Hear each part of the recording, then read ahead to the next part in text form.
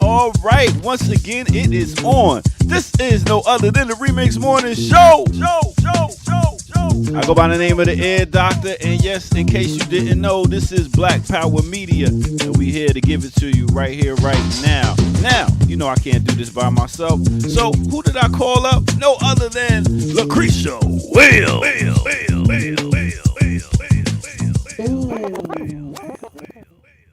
Good morning. Good morning, everybody.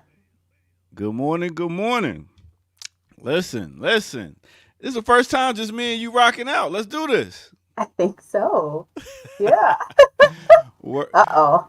Uh-oh. Yeah, I know. Y'all in for some trouble today, in case y'all didn't know. We got some more hosts coming through a little bit, but you know they have to go run around, do this, that, and the third, and they ain't calling. You know how they do me. Well, I try to stay around and make sure everybody could come in and call, text, and do whatever. But you know, you gotta, that's part of being a producer. So, yeah. Well, part of being a talent is calling in and texting and letting me know you gonna be late. But what do I know? I'm just loyal chat fan that jumped up here to talk about things and that member, that's all I know. Hey, well, I'm glad you here. You know what I'm saying? What's been going on? How was your weekend? It was good. It was interesting because I've been following, I don't know, do you know about the opening and celebrations of this temple in India that has, No, put me on, put well, us on. yeah, so on the 22nd was this consecration of this temple in Ayodhya, India, which was really spearheaded by Prime Minister Modi in India, Hmm. who has connections to um, the BJP, which has a very long, interesting history that I didn't know about, which The makes them BJP. the BJP party, which has connections with Hindu nationalism. And there are some strong connections between them and the Nazis going back. So Oh it wow. was a deep dive, and this temple is a part of this larger project. So that's what I was catching up on this weekend. What's going on in India? Yeah. Okay. So well, my weekend wasn't big. Was it? I might. Yeah, actually, I did. I DJ'd a book signing, and was very good. My man Bobby, he just put out a book that dealt with chess, playing chess, and how it deals with life.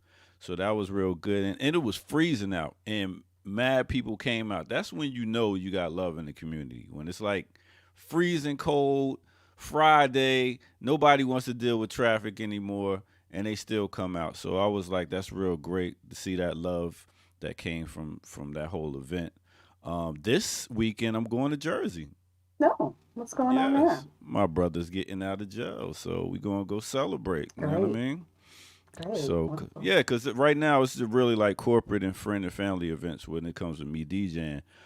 Weddings haven't come up yet, but if you ever are in need of a DJ for a wedding, holla at me. I will steer Mm, you through every point of a wedding from beginning to end and everything because I've done millions of weddings. So wow. just What do in you case think you're ever is? ready, Lucretia. In case you're ever ready, I might have to keep you in my phone book. but keep me in your Rolodex. Yeah, I was gonna say Rolodex. I was like, I don't have a Rolodex. I know. It's like that's like in the '80s, a Rolodex. I've seen them. Yeah, Yeah. But yeah, the dope thing is when a lot of people don't understand the difference between a wedding DJ, a DJ when it comes to a club. It's a certain type of DJ you need to read the crowd, especially when you got all types of different ages, ethnicities, and stuff like that. So just keep it in mind. yeah. Keep it in How mind is it for y'all working people there. with couples trying to pick their music? Do they fight over the playlist, or is it is it a smooth Um, process?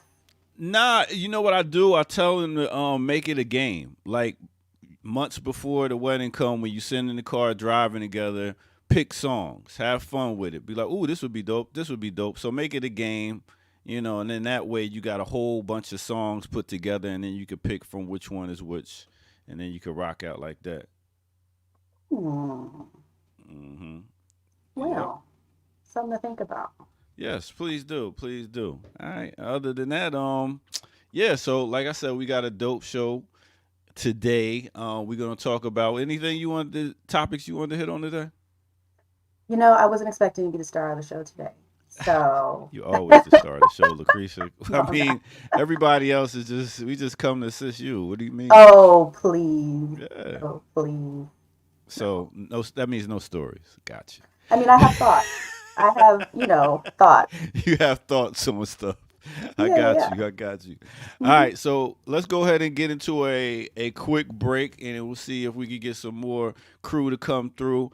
And also, I just got told try to adjust your mic levels and bring them up a little bit if you can over there, Lucretia. And we'll Hmm. blast off into a quick break and come back and hit y'all with some more right here on no other than the Remix Morning Show. Let's go.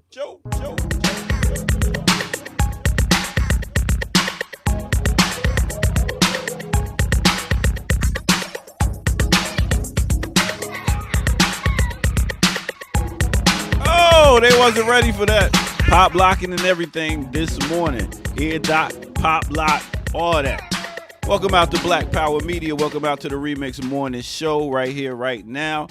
Make sure you'll hit that like button. If you're new to the channel, hit the subscribe button. Go to patreon.com. I see we just dropped some new material over there that you can go check out. So go check that out. And also, you can drop some money right here in the super chats. We very much appreciate it. This is what helps keep this thing going. We're going on 4 years, in case y'all didn't know. 4 years this year, we will be on this platform. So thank y'all for helping us to be here. All right, with that said, let's go ahead and give an artist spotlight. As you can hear in the background, it was a group that came out a while back in like 1983, 84. They go by the name of Nucleus. All right, Nucleus, they was known for their electro type of music, electro like pop locking and stuff like that. It wasn't really like hip hop. It was more of a dance type music that was out in the 80s. But they came out with Jam On's Revenge. And then they came out, and that was in 1983, and then Jam On It back in 1984, which came out as being an anti-rap joke, according to the member of the group and producer. Now, you had different members in the group. You had actually two sisters was in this group. You had Lady E, and you had Nikki D. Then you had Cosmo D from Outer Space and Chili B. So yeah, they all came out at this time straight out of Bedford Stuyvesant, Brooklyn, New York.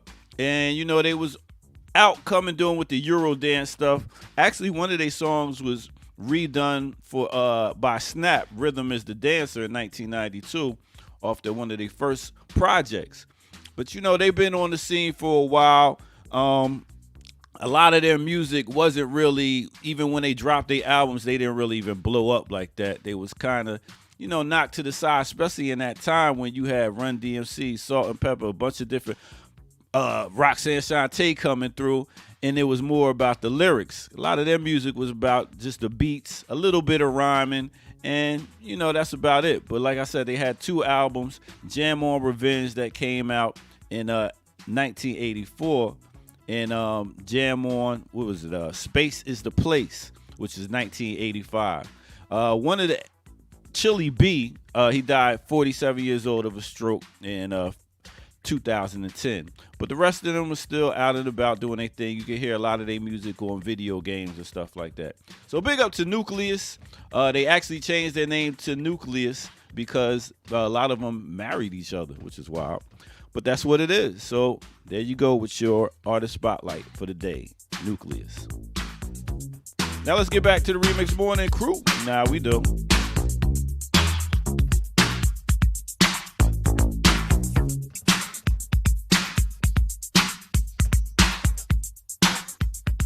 Oh, just me. Just us. Hey, all right, all right.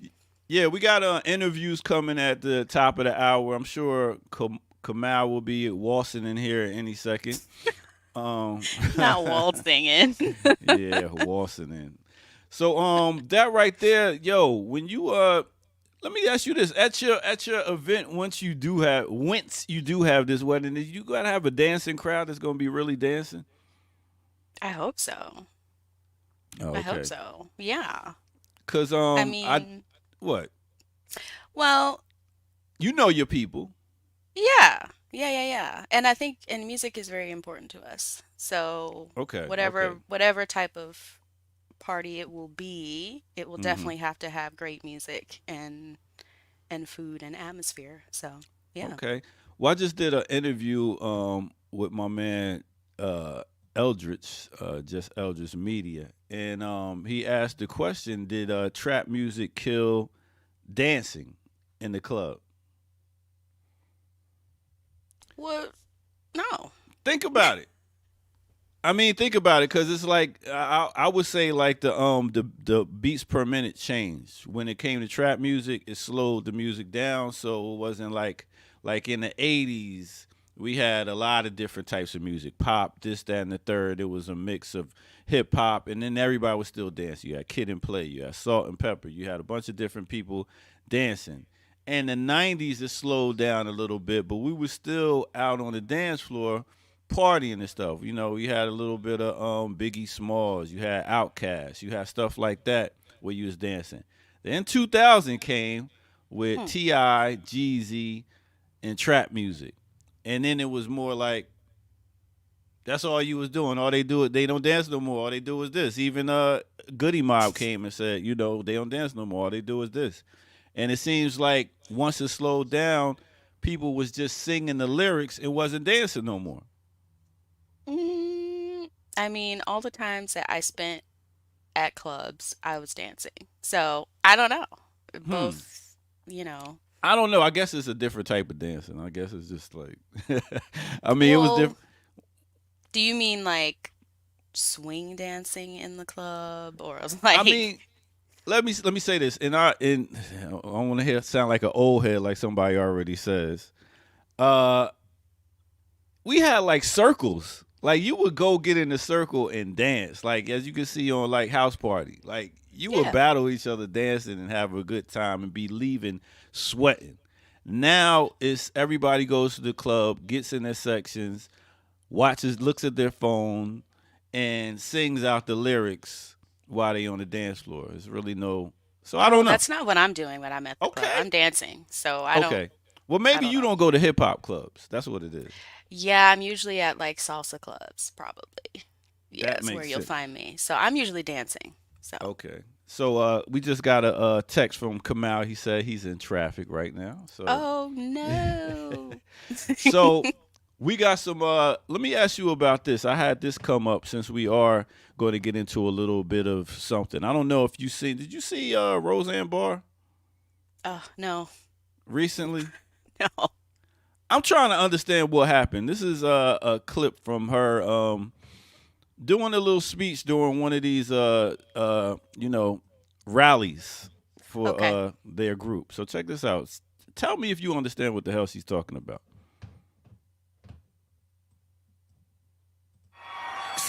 Stalinist, communists, with a huge helping of Nazi fascists thrown in, plus wanting a caliphate.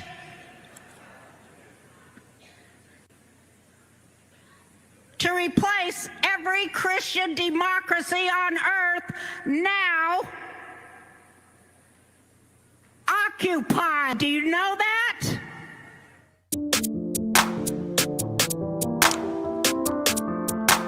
And that Yeah. is the truth. And nobody died in the Holocaust either. No. That's the truth. Yeah. It should happen. 6 million Jews should die right now because they caused. Yeah. What? That's Okay. what we're dealing with. Oh my God. Well, see, this is why I'm like, why do I feel nervous when I'm talking on the mic? Because, people like that have the mic with that analysis of no analysis. So, Like, is there um, really a reason to like with these people that's running for president right now? Like, Who do you pick? Hopefully in a great in a Or wonderful do you, system, you'd pick a bunch of different candidates, right? Not just two. I mean, I might have to, I'm not a big voter. I'm just saying I really might have to step back this one because I don't. It's really like a waste of time right now. It seems like am I wrong for feeling like this?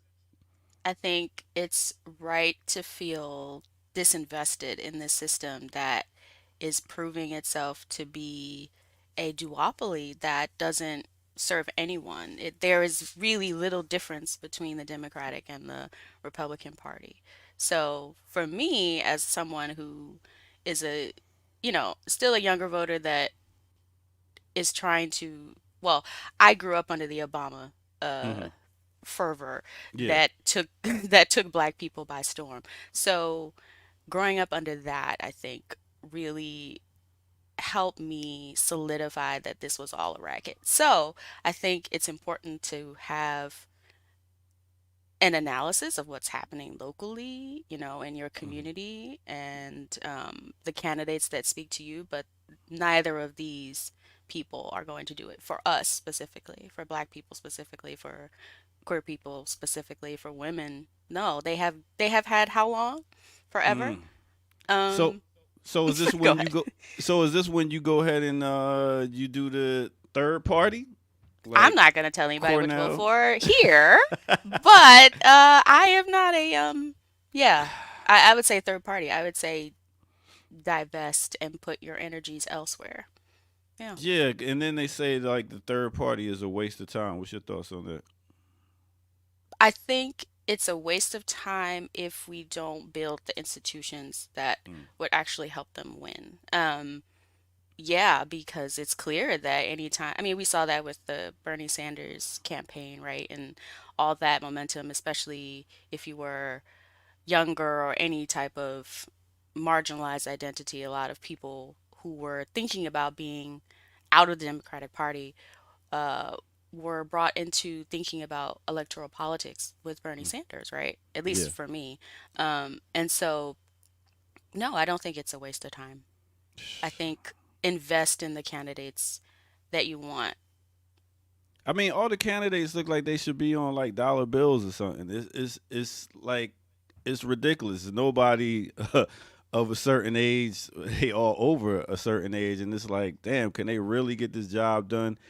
And and then you look at like these new people coming out. You got who's this new sister, this new white lady that's coming out trying to do stuff, trying to be the president. What's this Which lady? one? Which one? There's more than one. I mean, aren't there always white people trying to be president? I don't know. Like, which candidate are you talking about? This one new lady that's coming out, it's looking like she's getting some traction. I forget the white lady name. Put me on Haley. And she's not. Well. I mean, there were photos on X going around of her and her family, and she's Indian, I believe. Yeah. Wow. Hmm. Need some more curry in her diet. Stop But it. No. No. No. No. who Yeah, you she's going? Indian. Yeah, but Oh wow. I don't think you would listen to any of her speeches and hear her identify herself that way. I mean, she very, very um infrequently refers to herself as a woman of color from what I've seen of her speeches. So do you think this is the time for Kamala? Kamala, what's her name? Kamala Harris. Yeah. No, Kamala is not the answer either. No. We don't need blackface imperialism. We need an end to imperialism. We don't need brownface imperialism. We need candidates that are actually about the real business. Right, folks are saying in the chat. Yeah, her real name is Namrata. So she Oh, decided to okay. change that and go by Nikki, I guess. Oh, word. That wasn't working for presidential name.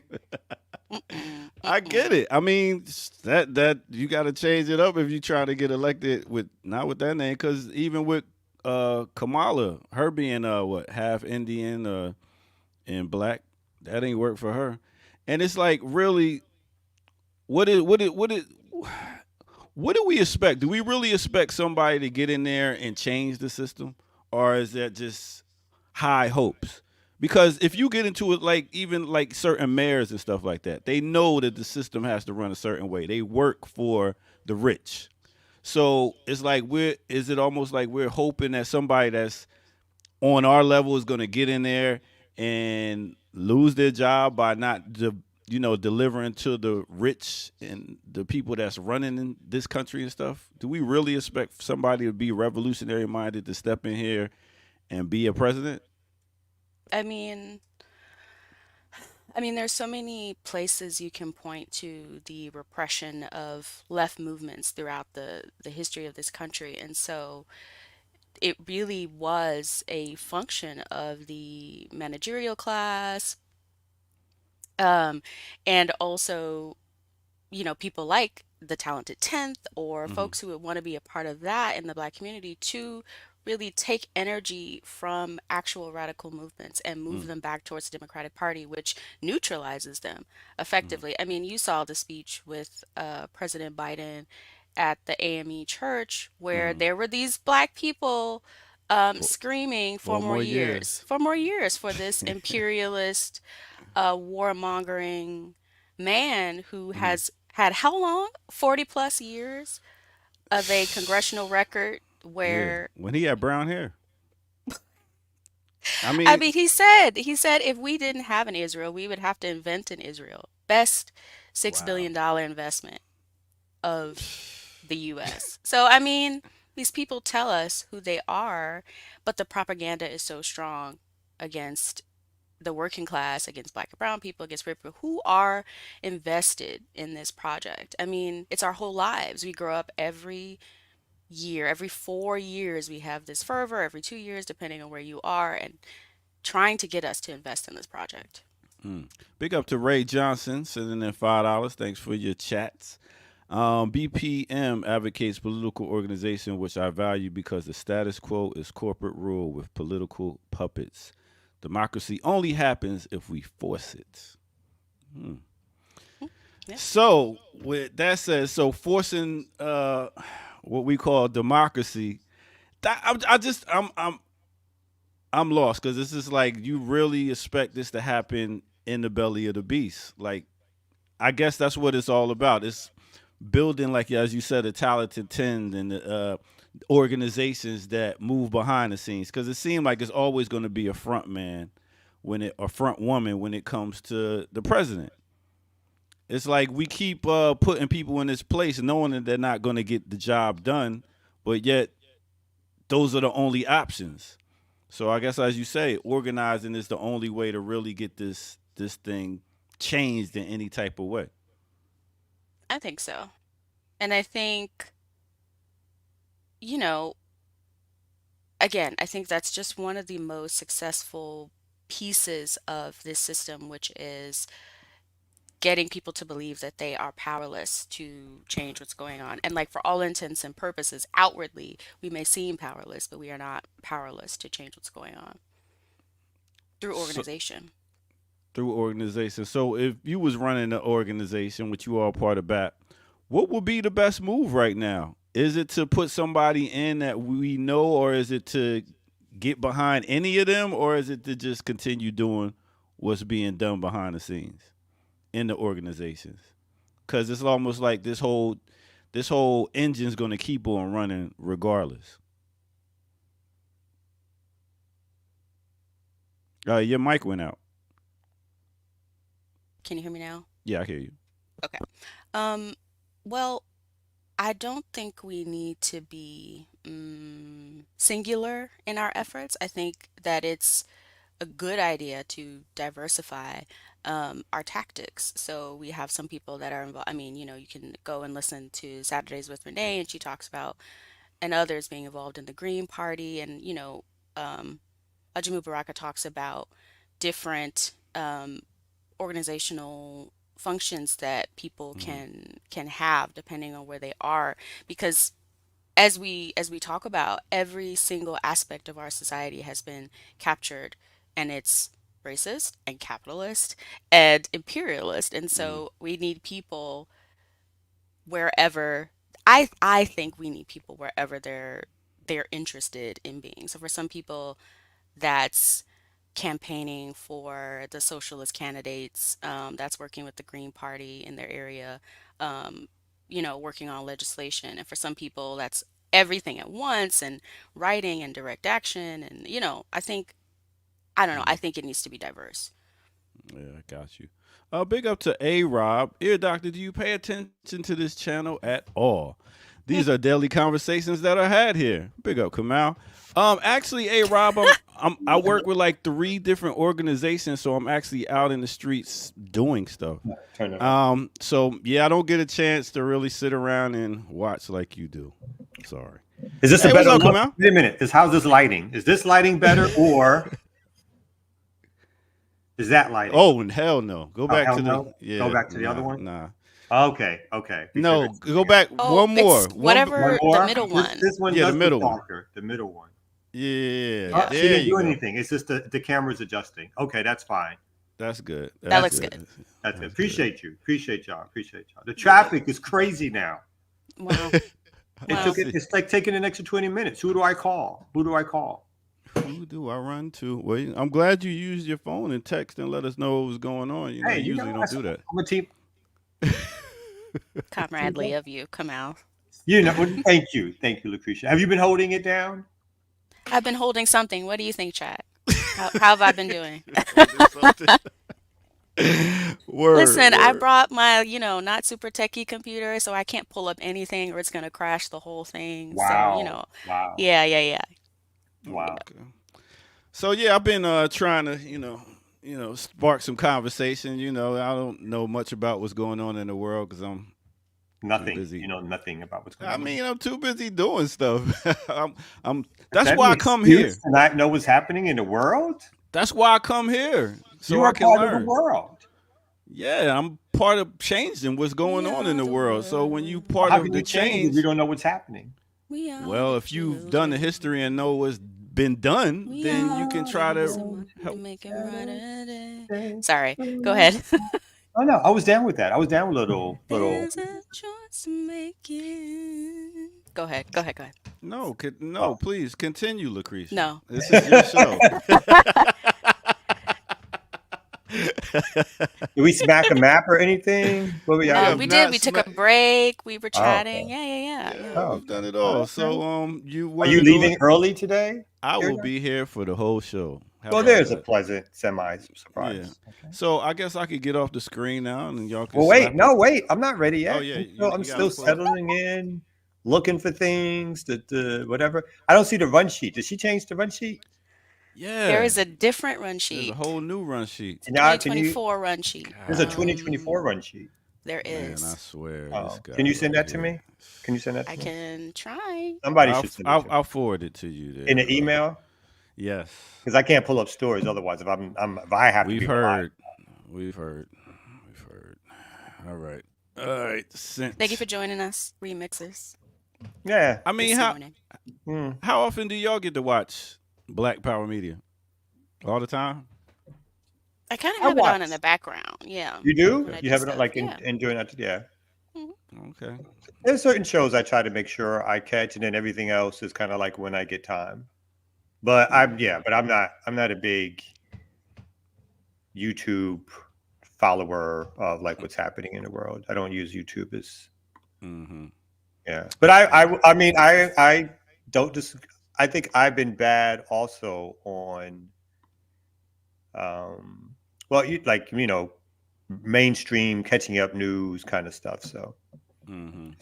you're not alone there. You're not alone. Thank Oh, you. this You is know, when you're with 3 organizations, you're a father and you also DJ. I mean, it's kind of busy, you know. Are you with 3 organizations? Yeah.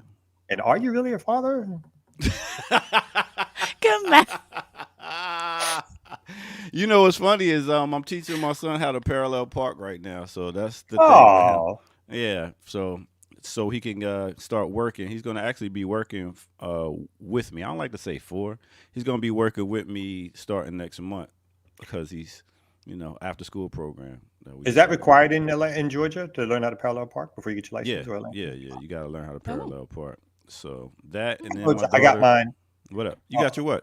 In my license in Mississippi, like it was a mall set up in Jackson, and then I might have told you, so I came in the mall, and I probably was about 45, 48. How old was I? 45, 44, something like that. I just got my license like 12 years ago right before my daughter was born. So I came in, I've passed like 5 different written tests for the driver's license in various states or various times in my life that I was going to get it. But this time I had to get it. Went into the mall, the dude said, let's get into the car. We drove around the mall a little bit, and then it had some stop signs when I almost blew. And then he said, okay, come up in here, park right there. I parked at one of the spots in the mall, and I said, what's next? He said, you passed. Oh, great. Okay. Learn as you go, I see. Yeah. I like that. I actually had to take drivers learning how to drive in high school. Oh. Yeah, we took it as a high school requirement. Yeah. Where did you go to high school, both of you? I was down in Florida. Chicago. Oh. Outside of Chicago. Bellwood. Yeah, that wasn't a requirement in my high school. I mean, y'all was in New York. Y'all took trains. I mean, You very New York. Yeah. We did have to learn how to jack a call in like 45 seconds, but that wasn't required either. You know what I'm saying? I mean, that was a separate extracurricular A separate class. It was a separate class. Yeah. It is true. Like those long things. I mean, I don't know if you could do it anymore, but those long, so you can. That was actual. Mm-hmm. You see it in the movies. It was like, no, that's how people actually. So you didn't have the long cord thing? Is that what you're talking about? The metal? Nah, not a cord, like a straight, like almost not like a ruler, thinner than a ruler. That shit used to work. You could pop a door with that. Just seen that in progress. I know. Yeah. It was fun. All right. All right. So did you pull up some information? I do. It's kind of, I don't like it. It's like confusing. The colors are different. You never like anything that's the new. The colors are different. But I'm ready. For it. You're ready. Boy, you've been down south for a while. All right, cool. Well, let me get up out of here, and I'll go ahead and let y'all slap the map. Peace. Peace. What you bringing up there? Oh, okay. Oh, you want me to do that now? My bad. I thought. Oh, so I mean, you don't have to. We did. Yeah. Okay.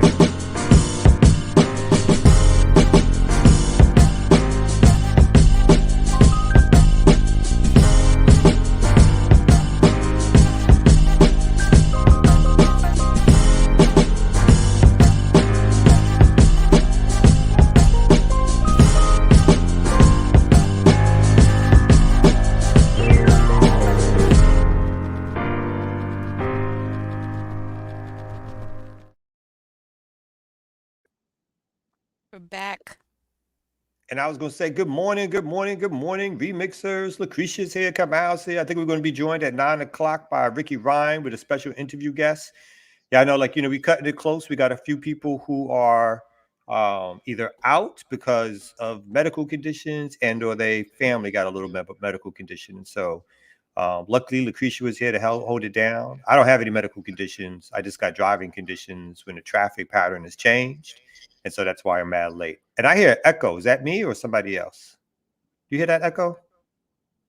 I'm going to have to get that. Yes, it's Lucretia and her background. That's her background? Although I love her background, B. I love that background. But I got our first story for us. So an Ohio pastor, this is straight out of Capitalism 101. Ohio pastor arraigned after being charged for housing homeless at church. So in this particular story, an Ohio pastor was arraigned in municipal court on Thursday after being slapped with 18 zoning law violations, charges related to keeping his church open around the clock to house the homeless.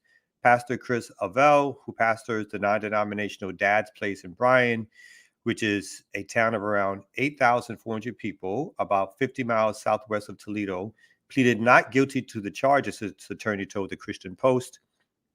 Yesterday, the city of Bryan, Ohio, arraigned Pastor Chris on criminal charges for having his church open 24/7.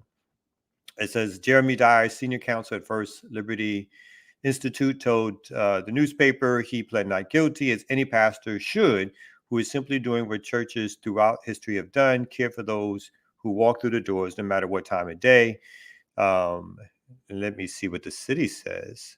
It says they reached out to the for comment to Shalade, who received a response from City Police Chief George Rusky, who forwarded a December 13 press release from the police department explaining that the city's zoning and engineering department received a complaint in regards to people living at Dad's Place on November 3rd. The court filing states that because Dad's Place zoned at central business, the building is prohibited from allowing people to eat, wash clothes, or sleep on the property.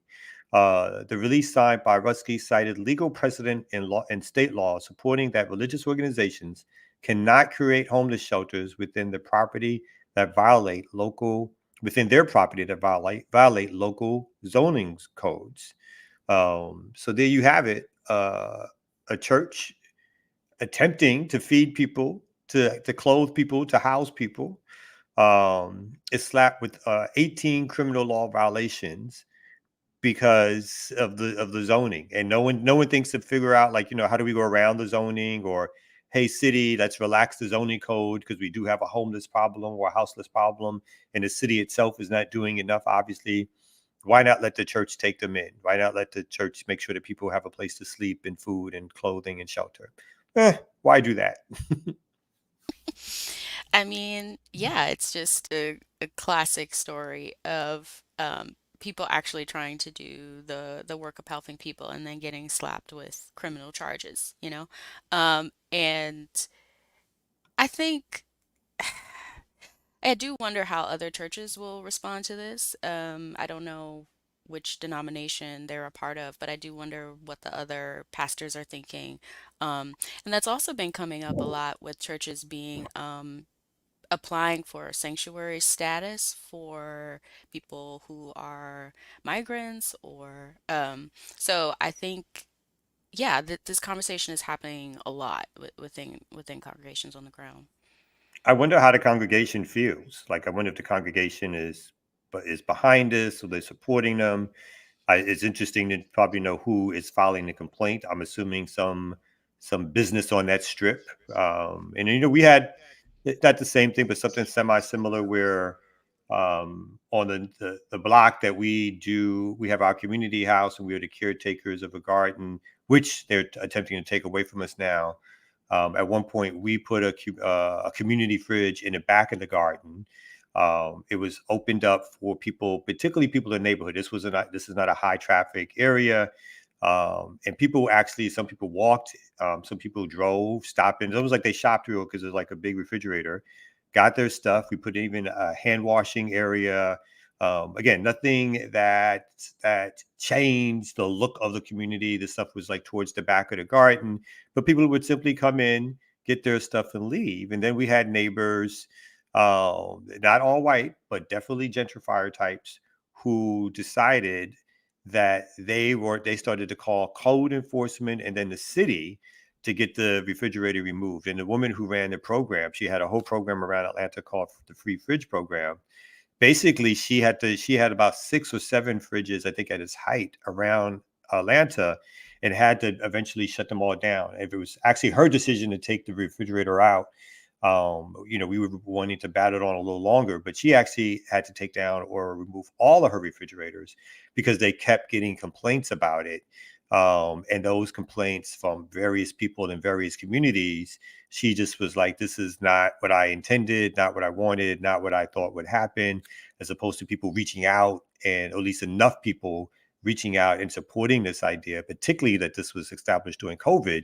She experienced a backlash of not in my backyard folks, and again, businesses who decided that feeding and or helping folks should not happen anywhere close. And again, some of these places were they made sure that they were in areas that are not like sort of directly trafficking in front, or people walking in front of people's businesses, but still that wasn't enough for the folks around in and around the area where they shut the whole thing down. And this sounds very similar to that. Yeah, very similar to that. And I think it was especially surprising for me to learn during the pandemic that with my work with food pantries and food banks, that a lot of them were churches that were run out of, they were usually something started by a member of the congregation. So these food pantries were run by elderly members of the congregation who were retired, and a lot of them either caught COVID or sadly passed away.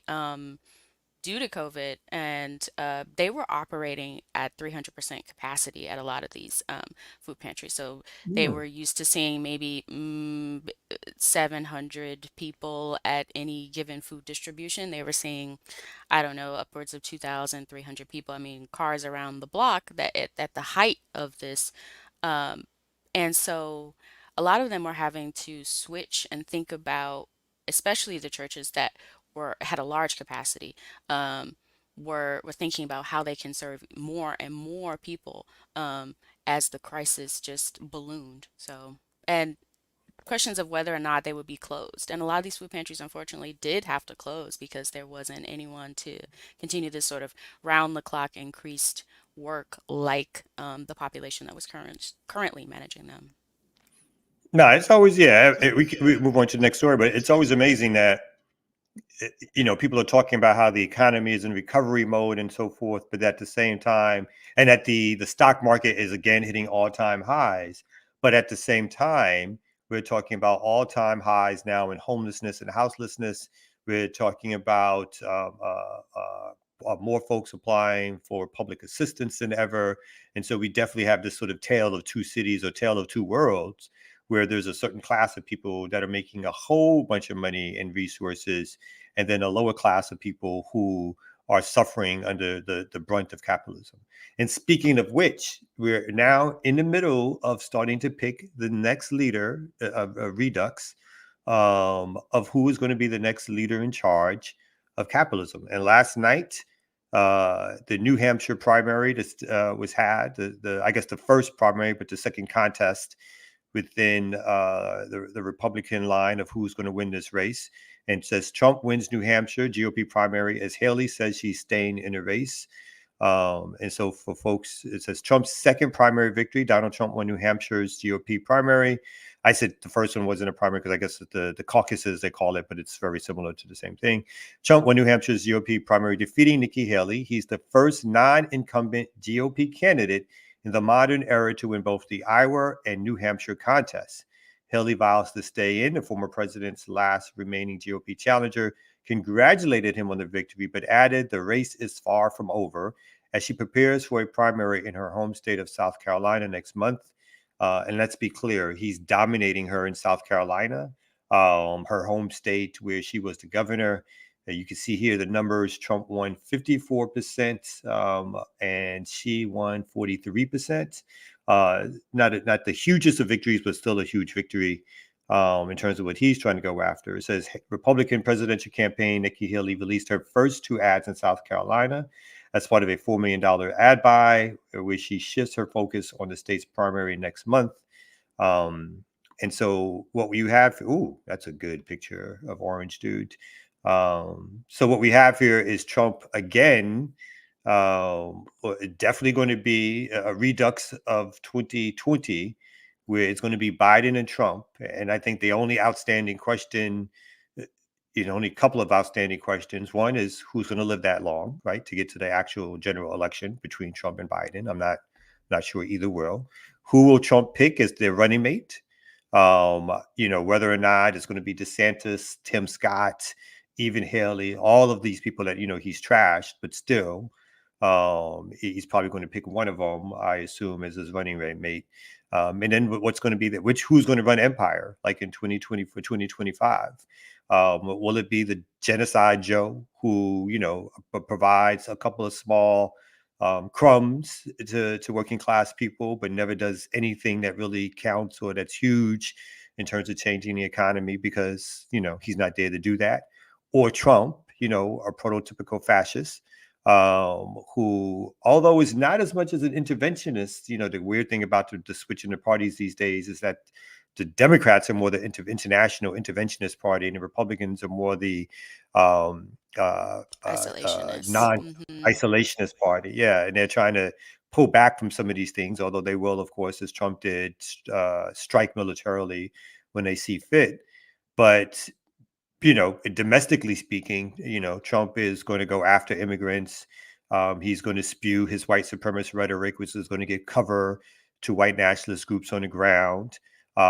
He's going to give more resources or make sure in terms of tax breaks that big developers and corporations and individual rich folks get more breaks. So you have a non-starter here in terms of terrible and terrible or whatever. We were talking about Nikki Haley earlier because your doctor was saying that she was white, and we were like, "Oh wait, no, let's have a conversation." And so we were talking about third party voting as well. So what are your thoughts on that? I know we've been having lots of conversations with Dr. West and other candidates, but what is your like overall idea around engagement with it? I'm not mad at third party voting, obviously, in the sense that something that breaks the ritual of the two dominant capitalist parties, I think can be important.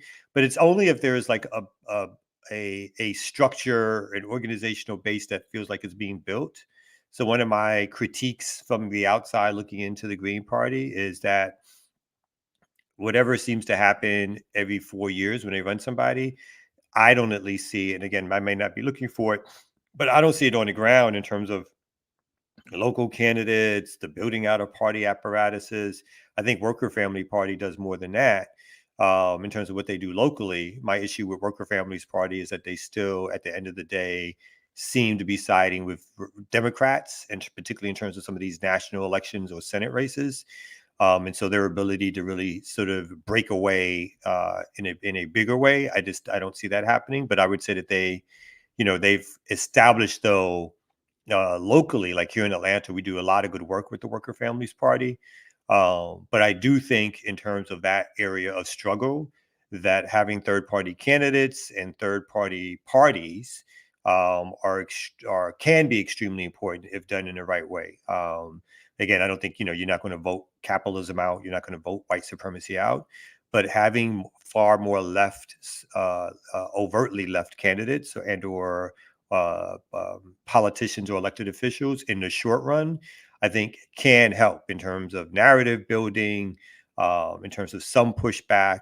I think having some true left people in Congress could really help if they would stand up the way hard right wing candidates or politicians stand up for their issues, and as opposed to what we get as these sort of neoliberal Democrats who, when they are pushed, they cave instantly. When the establishment pushes them, they cave like no tomorrow. I mean, at one point, I think what's the woman from New York, the Latina Which one? woman, OAS, AOS, what's her Oh, name? oh yeah, AOC. Mm-hmm. AOC. That's it. It was a something. Yeah, at first, like, did she even as a young candidate, backed by various like liberal left groups, particularly Democratic Socialists of America, she seemed to be suggesting that she was going to actually support the running of alternative candidates, even to Democrats who were more left. But when Nancy Pelosi cracked that whip, that all stopped, right? That all like went out the window as a strategy or a plan or an idea. And I think that's the kind of thing that, like, as long as they're connected to the Democratic Party and they have no base outside the Democratic Party, what we're looking at is people who will easily kowtow because they're scared they're going to lose. They're going to lose their some appointments, their seats, in terms of like what committees they're on, and they never really challenge the establishment itself, and then they wind up caving to the point where we have these votes around stopping genocide or whether Zionism is racism, and you have all the Democrats either vote for it or abstain, and maybe one. In fact, the last one I remember, you had one person who voted against it, and it was a Republican, right? Because they were worried about free speech. So that's the kind of thing that happens with these parties. That means that you can't really trust them on the long term. But you have to have some left base people who have some building that structure, I think, in order to get like a third party system rolling that can really challenge or do something. Thank you for sharing. No. I wanted you to have a chance to air your thoughts. What's your quick thoughts on third party stuff? Do you engage in the electoral process? Yeah, I mean, I organized a little bit for just tiny bit for PSL last election, but this time I think I want to get more involved, especially with um, Claudia running. And I was saying pretty much the same thing that I don't see like a large structure underneath third party candidates that would have them actually make an impact on, nationally, but that it varies where you are locally. We're talking about the Green Party locally and versus, nationally. And so, yeah, I'm of a similar mind that there isn't really a structure underneath them yet that would give them the large power that I want them to have. Well, speaking to somebody who likes to be underneath, let's bring up the air doctor.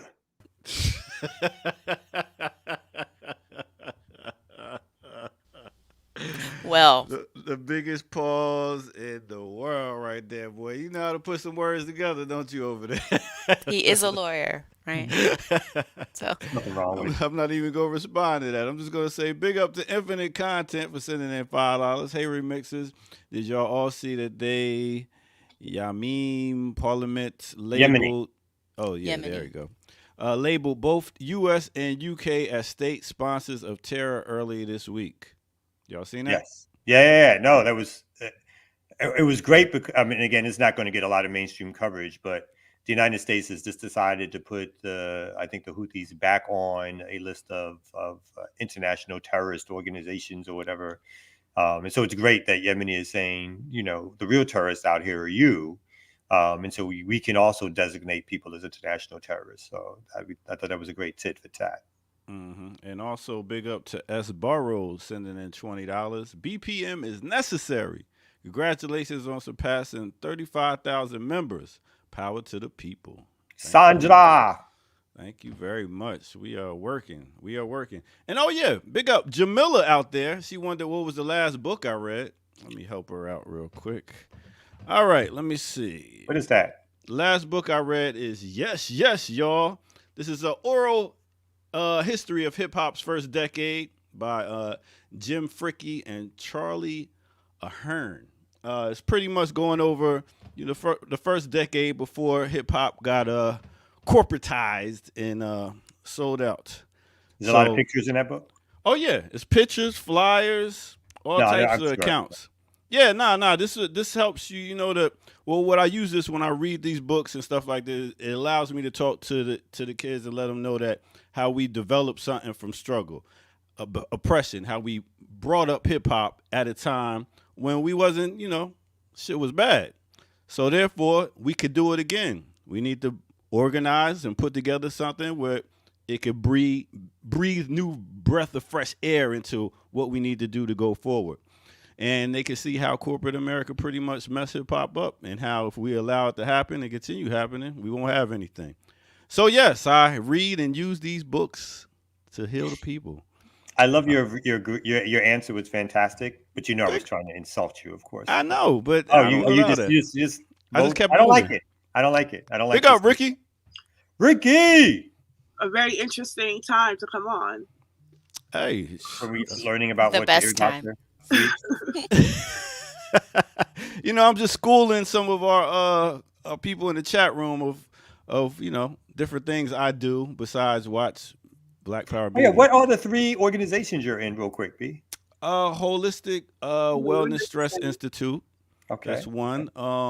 Urban Tech Academy. Oh, that's right, we do. Black Man Lab. That's your best one. And also, let's make it a 4th. Black Power Media. Shit, that's an organization. I'll have a meeting right after this with my organization. And so you how about used that? to kind of be in CMB. I used to kind of be in CMB. Yeah. You never did it. I mean, you don't do nothing unless we pay you, but you kind of was in it. I mean, my time's valuable. So, anyway, let's go ahead and take a quick break. We got guests coming up, so let me, find my manners. And we're going to come back and give it to you right here on No Other Than the Remix Morning Show. Which one is this over here? Let's go to this one.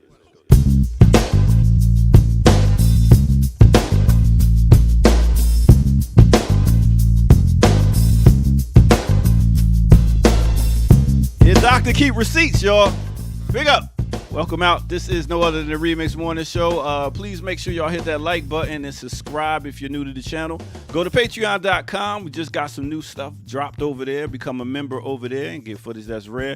Also share. You can share your love by sending some loot also through the chat room, super chat. We definitely appreciate it, and we are going on our 4th year, so let's make it 5 years. Continue to keep us here. All right, so what we're going to do right now is I just want to give some love to a certain group. Goes by the name of Digable Planets. Digable Planets actually formulated in 1987, but they came out with their album, which is Reaching, which was in 1993. Now, this was now actually you look at Fugees, they was the dark-skinned version of Digable Planets. Let's not get it twisted. Yeah, so first was Digable Planets, then came the Fugees. So that was a little bam. But these two albums right here, which came out in 1993 and 1994, Blowout Comb came out, and it didn't sell as much because it was very political. It was talking about Black Panther Party, communists, all that stuff. So it had also J. Rue the Damager and Gangstar Guru was on there rocking out. So if you don't know about Digable Planets, please go check out these two albums. It's a nice influence of jazz, hip hop, and just dopeness. So check those out if you get a chance. All right, that is me putting y'all on to some dopeness right here on the Remix Morning Show. Now let's get back to our crew in case you didn't know. All right, let's go.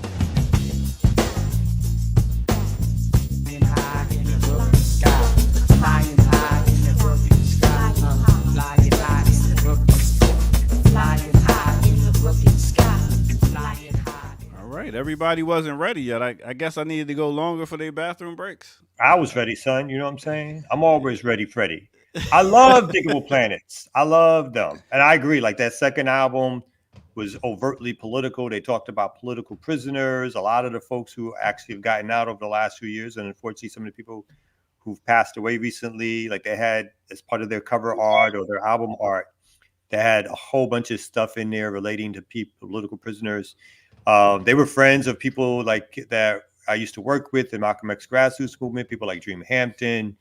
So there was like folks who sort of worked with them and knew them. Mm-hmm. But yeah, I was sorry that they broke up so early. Yeah. Well, they broke up and then they got back together, started touring some more. So they're still actually touring now to this day. But once they break up, you know what I'm saying? Nobody knows. But yeah, they was the blueprint for Fugees. You know what I mean? They came out and then Fugees came, two dudes and a gal. All right. Yep. So with that said, let me go ahead and get on out of here. I know y'all got some dope guests coming through, so enjoy. Peace. Are the guests here? You have one guest is here. Do you have how many were you expecting? Is it just Oliver? Oh, then the guest is here. Do you want to smack the map for guests and ready to go? Are we ready to go? Here's Dr. Smack.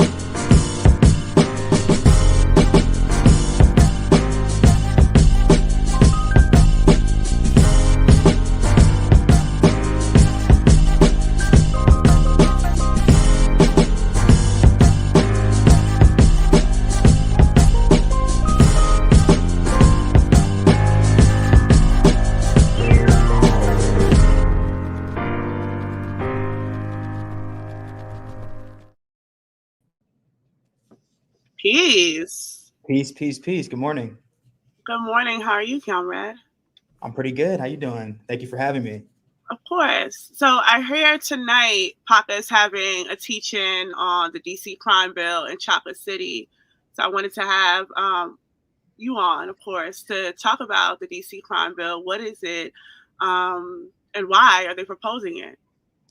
Yeah. So this latest crime bill, which is important to note, it's the latest. They've been trying to push various versions of a crime bill over the last year.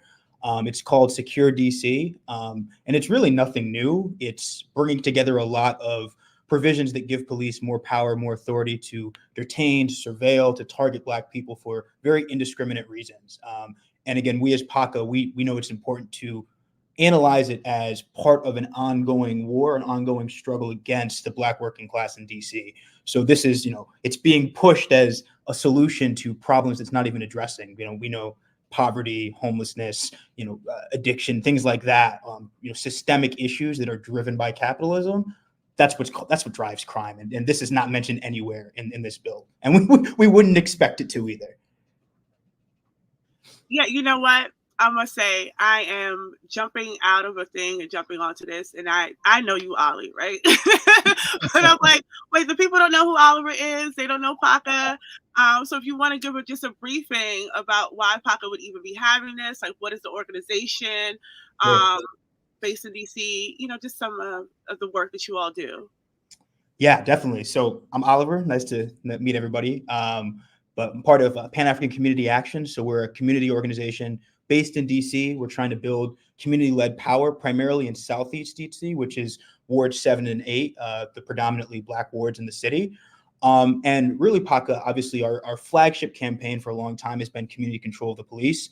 And really, again, we're trying to build democratic Black working class power over policing, controlling the institutions that govern our lives. And right now, our biggest kind of push is through political education. So tonight we have the Establishment Course Study Group, which is a bi-weekly program for political education. And we'll be covering the crime bill. We cover a variety of topics, but obviously with the crime bill being pushed right now legislatively, we want to bring that to the people. We'll break it down, discuss it, analyze it from our own perspective.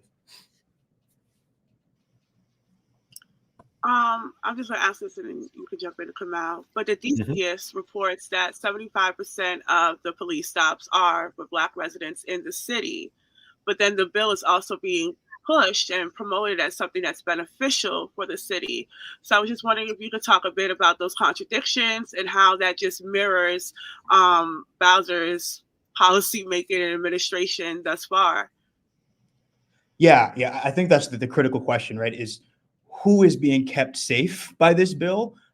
Whose interests are preserved here? Obviously, if you look at provisions in the bill to kind of get into that 75% number, right? It's criminalizing fare evasion, right? It's drawing a relationship because you can't afford your fare. That means you're violent and we need to detain you and seize your information, right? It's criminalizing like mask wearing, right? Who does that target, right? Our youth who are wearing masks for a variety of reasons, but also people are wearing masks because we're in a pandemic, right? So what do these provisions say about how they're going to target people? And again, just kind of get into that number as far as the percentage of stops, it just goes to the class and the racial hierarchy that's in DC, right? Where the power is obviously concentrated in the hands of a few. And we recognize that these laws are being indiscriminately pushed on a very specific segment of DC's population. And that's been the history of DC. That's been the history of DC policing.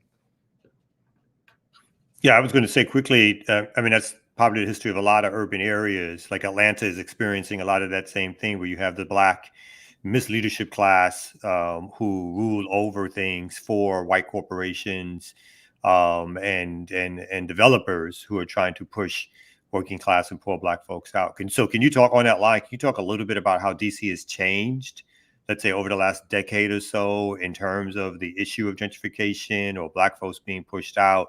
Obviously, it used to be referred to, some folks probably still do, as Chocolate City, but there's more milk chocolate these days than just strictly chocolate. But can you talk a little bit about like some of the changes in DC that you've seen over the last decade or so? Yeah, absolutely. So, and I think that kind of is where our event title today is, the crime bill and the war on Chocolate City, for that very reason, because, obviously the last 30 years, but especially in the last 10, gentrification has completely shifted the demographics of the city. You had Black people throughout the city, the Northwest areas, other areas of the city, and those areas have basically been fully gentrified at this point. But even in Southeast DC, which has been been Black for the longest, since gentrification started, people are even being pushed out of those areas, being pushed into Maryland adjacent suburbs. But also that's why the police question, also, we really think about that entire DC, Maryland, Virginia metro area, right? Because it's not just DC anymore, right? Our people are kind of being pushed and displaced in these variety of suburbs, and the policing impacts people there as well. Everything is so interconnected via the metro in DC. People living, on the outskirts, maybe in Maryland, they're still having to travel, deep into the city, whether it's for government jobs, whether it's to work at major companies. And that's where this issue of fare evasion, of poverty, of lack of income comes in, because the wealth is still concentrated in a very central way, and our people are being pushed to the outskirts through gentrification, as well as just the shifting of economics as well, and that there just aren't jobs available for people, and that's a problem in every city. I was going to say quickly too, like back in my day in New York, stop and frisk is still used today as a tactic, but it was a huge tactic under Giuliani and then later Bloomberg. And people cite, Black folks in particular, cite one of the reasons why there's been that sort of reshift back to the South. Is part of it is not only based on the high rents, the inability to get real good working class jobs, obviously mortgages and other things, but people literally cite the policing as one of the number one issues, because folks felt like them as working class people, particularly Black folks, were targeted. Poor Black folks were targeted by the police, obviously young people for these stop and frisk, and parents and so forth, and older adults who were scared like they were going to be next. Like we had so many different types of violations, not only going from the police killings, but the number of arrests and stop and frisk that took place, which was a leading driver in how the gentrification scheme worked. And you're bringing up the crime bill, which is going to be in a continuation of that. So again, can you speak a little bit more towards the arrest patterns, if what you know about them in terms of DC, the larger metro area? Here in Atlanta, even though we now make up 49% of the general population. Remember, this is so-called the Black Mecca. It used to be 60%. Now it's down to 49%. Yet still over 90% of the arrests that happen in Atlanta are of Black people. So speak about how again, I know you spoke a little bit about it already, but how these crimes are targeting working class and poor Black people. Yeah, absolutely. So I think on that question, the one thing to look at, particularly with this bill, and it's been tried in other cities, is the implementation of drug-free zones. So the designation of specific neighborhoods, blocks, areas as drug-free zones. And obviously what that will do is, if you can now, without pretense, without justification, tell anybody in an area to disperse, but also search anyone who you think is involved in drugs, you're basically everyone who enters, lives in a neighborhood, particularly when you impose those kinds of drug-free zones in certain areas, it means, all of your stops are going to be concentrated in that area. And it also means that the people disproportionately you're dealing with will be Black working class people. In DC, like a lot of cities, other things that we know as well. Obviously, the traffic stops are disproportionately Black in DC. This bill is talking about changing the laws as far as giving police more license to pursue people, vehicular pursuit without justification. Again, what does that mean? What does that look like? That could be police watching, monitoring. Okay, more license without any pretense. We're going to pursue certain people. We know who that's going to be. We know that's going to be the youth. We know that's going to be people that are already monitored, already under suspicion. So things like that, changes in the law. We already are seeing disproportionality. We're going to see a greater amount of targeting, through this bill. And I think, again, it speaks to this larger question of who is this war being waged against and why. Right? Who's being protected by fighting this war? Because it's not safety for us, right? We're not kept more safe by, this proliferation of police brutality and surveillance. Obviously, it's keeping a very particular segment of the city safer. And to what end? Obviously, the end is for them to continue to wage this war. And it's a war they've been waging in DC for decades.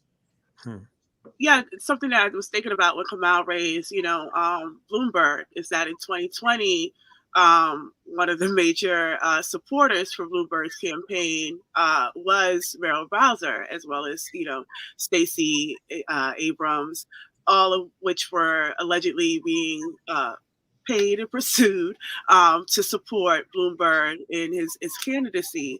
And it was very unpopular then. There was a lot of questions about why Mayor Bowser would even align themselves with Bloomberg. But as I'm looking at what this bill contains, it talks about changes to pre-trial detention, DNA testing, and access to GPS data, more cameras, police reform rollbacks. But they will be serving better food at the DC jails. So I'm wondering, to what extent are we seeing this bill, or can we imagine or envision this bill really having an impact on communities that are being pushed out of DC anyway?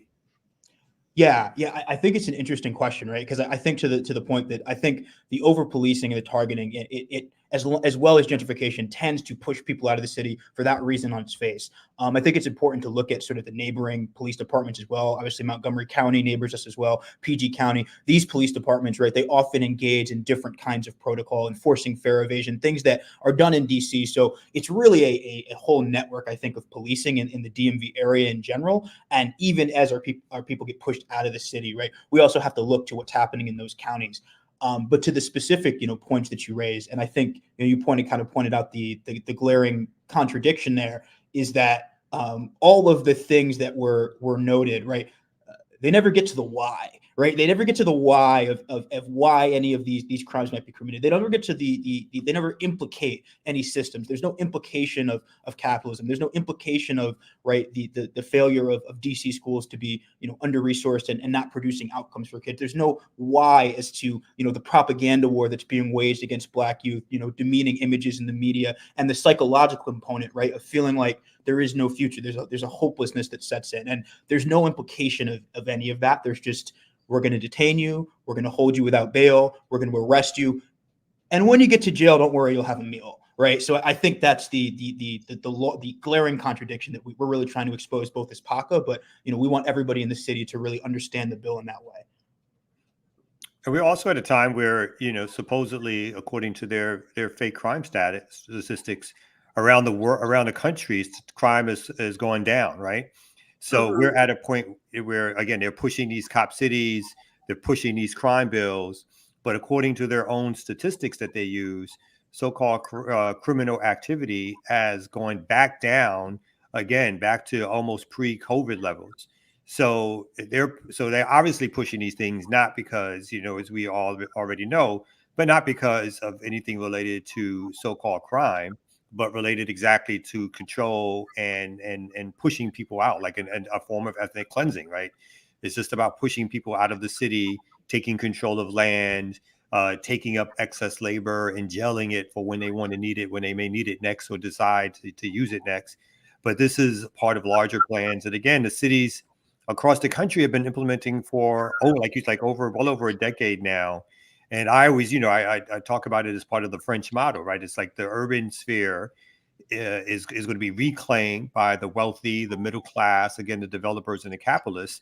And then the working class people, poor people, Black people are supposed to inhabit the outer spheres, but they're supposed to find ways to get to work to serve the interest of basically the elite. But then in a sort of class sundown town, then they're supposed to exit, before a certain time period, because they have no business being there anymore, because other than doing their job, then they decide to push them out. Right. Yeah, no, absolutely. And you made me actually think of something else, kind of the lack of, right, we know that crime is going down. This is not a logical, decision to pass this growth. It's political as well. And there's a political component, and even the sense that law and order wins elections, right? And these people know that. Pushing propaganda, pushing fear mongering about the fear of crime, kind of that, very like guttural sort of settler fear of the Black mob and things like that. Those kinds of images and thoughts that drives a lot of this sort of political development, political legitimacy in DC. And I also think too, something, as PACA, we think about kind of this coming after the rebellions we saw in 2020, 2021, thinking about the ways in which that this increased surveillance, this increased targeted policing, they defunded police, and so they refunded police almost immediately after, right? And kind of this sort of coming after that, it's not coincidental, right? I think there is also this kind of underneath everything, understanding kind of this fear of Black rebellion and this need to continue to suppress, this need to bolster policing, this recognition that, we want to keep certain communities controlled. And there is this sort of racialized control that undergirds everything we talk about, whether it's this bill or any crime bill that gives police more license to continue this war. Right.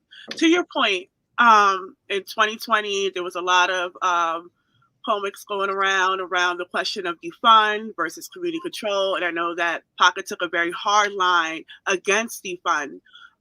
Which you all did catch some criticism for, but in hindsight, I would argue that you all were correct, because we're looking at the conditions of the DMV, right? We're looking at Baltimore receiving a cop city.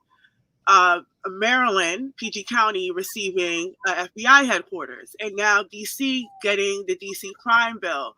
So I'm wondering, and especially off the heels of last summer with the high carjacking propaganda that everybody was getting robbed across the city, how does Pocket understand community control of policing or community control over policing to be implemented in these particular stages of where we are post-rebellion? Yeah, I think that's the big critical question for us, kind of as we think about strategically, how do we develop objectives that allow us to take that on as a campaign. I think for us, we think about the need for political education. How do we popularize and spread the understanding of the idea of the concept? And also, how do we think about the other things that people have fought for, whether it's defund, whether it's abolition? We look at those ideas and we look at community control as a prerequisite to those concepts. You can't abolish, you can't defund, you can't refund institutions you don't control, right? And we want to get to this place of control because only through democratic power, only through community-led programs and the ability, I think, to redefine what safety looks and the power to do so, that's the only way we can begin to have questions about what we're funding, what we're not funding, what we're getting rid of, how we're protecting ourselves. So I think for us, that campaign, it begins from political education. It begins from unpacking bills like this and bringing people in, both within our own organization, but also popular education for people in DC to kind of get that foundation. And I think from there, we start to build the foundation for what community control of the police could look like.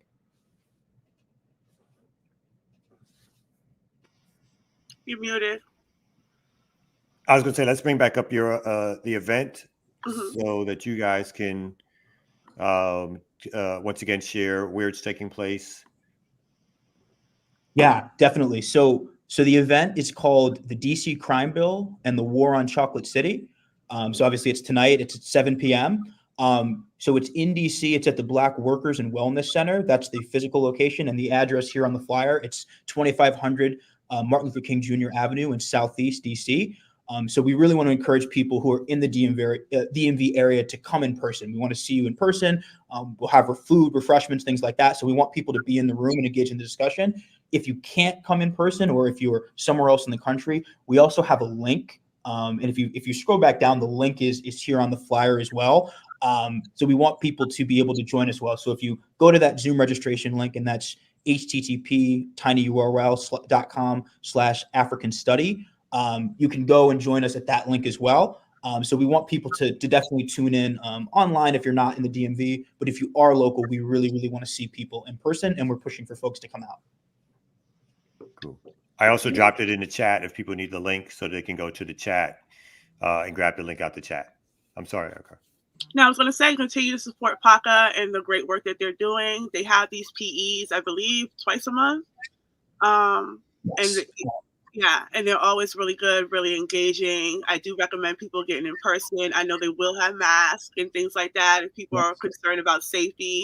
But I do encourage in person because there's a value to having conversations offline and really getting into the folds and into a better understanding of what community control could be. Yes, absolutely. Thank you so much for having me. Really appreciate the opportunity to talk about PACA. Thank you for coming on. Thank you. Appreciate you. Peace. Yeah.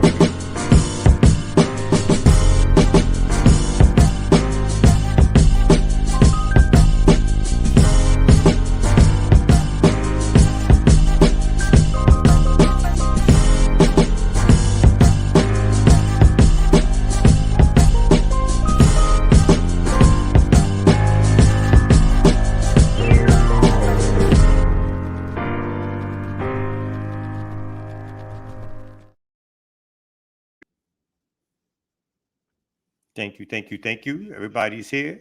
Mm-hmm. Yeah. Are you staying with us for the rest of the show? Yes, I'll be here. Don't sound reluctant. Why sound reluctant? Should be happy. I mean, this has been quite a morning. I had to get a child on a bus, and then I had to run and do something for comrades in Kenya, and now I'm here. So I know, and it's only 9:22. Look it at is only you. 9:22. It's a true revolutionary life. So speaking of a true revolutionary, you like, What? yeah. Ricky, Oh, Ricky, you ain't had no time to watch Black Power Media. You been running around. What, this morning? Yeah, How was I going to do that? exactly. You was in the streets. All right, so He's we trying gonna to go. somehow wait, equate hang being on. in Can we No, go I know back? what's going on. I know what's going on. Can This we is go very back to Mallow. Kamal's This is very segue? Sorry, Mallow. Ricky. No problem. Let's go back to Kamal segue. That was a positive segue. Was that a compliment, Kamal? Well, I Towards mean, I Ear was Doctor? hoping people would find the humor in it. That's Oh, By okay. All right. I'm what? sorry. Keep going then. I thought it By was a act yeah. compliment. by acting like I'm not a revolutionary. Is that was the humor in it? No, that you are not a revolutionary, but I called you one. That was the humor in it. That's what I just You're said. not that you're acting. You're not. And Well, I'm sorry. I thought it was a legitimate comment. I apologize. I have lots of compliments for him. There are lots of. I mean, calling him a revolutionary would not be one of them, but I have lots of. I do have legitimate compliments for him. He's I a lovely revolt. man. He's a I lovely man. revolt against the system. Well, all the time. Ain't that what a revolutionary does? Don't you be taking them contracts from the mayor's office? When they No. go oh, you stopped that Unless now? You stopped it that? depends. You said unless. I think it's so funny. The deep no. Word, no word. No. You know, I'm Robin Hood. You know, I take from the rich and give to the poor. So, all right, we're going to go ahead and take a quick break right here, right now. We're going to get back to some more on the Remix Morning Show.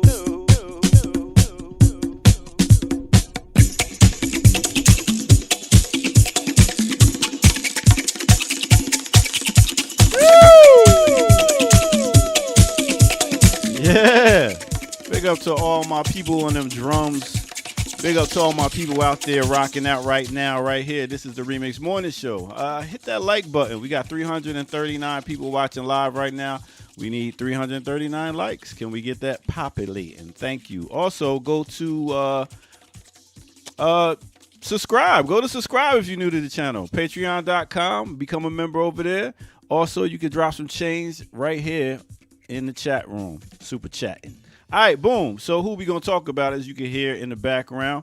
I like to give some musical love to no other than Vickie Sue Robinson. That's right. Little Fox there. Foxy Mama. Big up to her. She is a singer that came out in the disco era around the 70s. Her big hit came out in 1976. Turn the beat around. That's right. Coming straight out of Harlem, New York. Her dad was a Shakespearean actor, and her mom was a folk singer. She was raised in Philly, but went back to move in New York when she was about 10. And then she started being on tour and singing and performing at the age of 6 with her mom at folk festivals. And then she made her way onto Broadway and got into the musical Hair. With Hair, she also got to perform with Nell Carter, Richard Gere, and a bunch of people. Started doing some more Broadway, and then worked her way onto the movie screen, and then got back into Broadway with Jesus Christ Superstar. So she put in her work doing Broadway and getting out there singing, and then she finally came out with her album, Turn the Beat Around, which came out, like I said, in 1975, when she hooked up with some producers, and then came out with that banger. She tried to follow it up with another album called Vickie Sue Robinson. It didn't really bang out like that, like she thought it would. But, you know, she did some background singing. She actually sang on the background song Fame, Irene Cara's smash hit in 1980s. So she did that, also got her song played on different movies, talk about Pokemon, all types of stuff. And when Gloria Estefan came back with her version in 1994, it kind of sparked her up and, you know, got her some more money in her pocket. But in 2000, she actually died of cancer in her home in Connecticut. But like I said, she got 4 albums. She got some singles. She's done films, Going Home starting in 1971, and theater. Like I said, Hair, Jesus Christ Superstar, and her own theater performance, Vickie Sue Robinson, Behind the Beat, 1999. So in case you don't know and didn't know, guess what? Now you do. All right, with that said, let's get back to the Remix Morning crew right here on the Remix Morning Show. Let's go.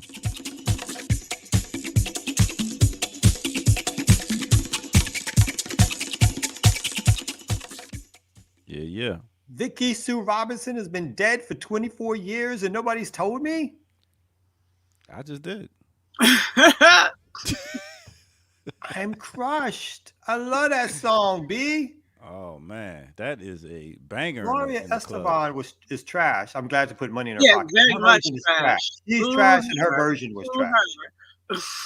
What? I ain't fucking with Gloria Estefan. Nah. Estefan. No, Mr. Revolutionary. She's anti-Cuban revolution. Very appropriative. Yeah. Very Oh. right wing. That one is very Yes. right wing. Yeah. Okay, I was just talking about the outside. All right. Well, You think know, she's still good? I mean, she was a dime back in the day. Who? Was Gloria? Gloria Estefan. Like No? a little bonkers, eh? No one called that woman Gloria Estefan. No one called that woman Apparently Gloria. someone did. Well, one person did apparently. Yeah, ear doctor. hey, I had a little crush on my mommies, you know what I'm saying? Lisa. Don't get me started, man. Lisa was different, B. Yeah, that's a right. whole nother. Yeah, that was different. Selena. Oh my goodness. Selena, yes. They was some mommy. It's Big cute up, though. you said do your Latino thing with the mom. big up to my hermanas No, out there. stop it. Please stop. Stop. It's embarrassing all of us right now. My sisters. Oh man. Yeah. So y'all All I know- know is that Vickie Sue Robinson's version of that song still bangs to this day. That comes on the radio, it gets dialed up to 10. My kids think I'm crazy, but that song is Because now you like that era of music. yeah, I'm from that era. I was 79. I was That's 12. Disco. Yeah, you and my mom would get along. Yes, I'm from the disco era and hip hop era. You okay, Lucretia? You okay? No, that was a compliment. It's No, Donna just Summer funny. and Blue Yeah, I Heart. love disco. Yeah. That's when they was actually dancing in the club. You know what I'm saying? Exactly. They came fresh and fly and came to the club and even sweated out with their mank on. I know I look 35, but I'm a little older than that. We counting Yeah. dog years? Get out of here. All right, let me get out of here, man. I'll catch you out there to the show. Peace. Well, that's my mom's era. She liked Disco? the fact that she was allowed in Studio 51. You know, they didn't let everybody in. Oh, And how also- old? But it She could- also says a lot about my mother, right? I think there's some. Oh my God. If I had been alive, I would have been there for sure. Tried anyway. I was a little bit too young to try to get into Studio 50. It was around, but I was a little too young to try to get into Studio 54. At least during its heyday. But yeah, that was the era. That was the era of some great music. You know what I'm saying? The beginning of hip hop, the ending of disco, but the disco beats like just morphed into hip hop a lot of times. So it was a fantastic era for music. Gloria Estefan. That's so rude. I know. And inaccurate. More importantly, inaccurate. Yeah. But anyway, so I got some other stories to pull up. Unless, Ricky, you got any stories you want to start Yeah, I with? put two in the chat that Okay. I would like to speak about if y'all have a chance. Okay, we can start with One yours. is on TikTok, I think, and then the other one is on the latest Sabratina. Okay. I will start with. No, that's not it. And the Burkina one can be translated too. So it comes up in French, but you can make it English. Okay. Always translate French. I just did that, so it should be coming up soon. Okay, let me pull this up. You can start by talking a little bit about it. Yeah, so I am back again to talk about the glorious revelations of the alliance of the Sahel states. Because there has been a lot of advancements just throughout the alliance in these matters of months since the Niger coup d'etat that ushered in the military government.